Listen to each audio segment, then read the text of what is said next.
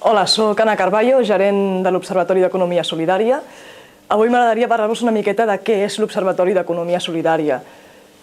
L'Observatori és una associació sense ànim de lucre que té com a objectiu la promoció de l'economia solidària.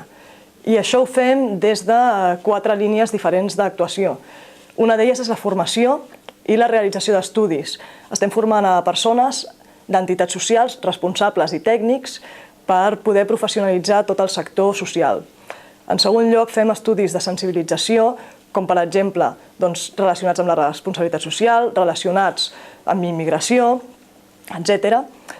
Després tenim una segona línia d'actuació, que seria la sensibilització i visualització de projectes socials.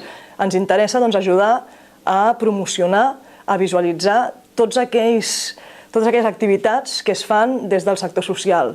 I així anem ajudant a altres entitats precisament a poder promoure tots aquests esdeveniments que es van realitzant. Moltes gràcies per haver-me escoltat.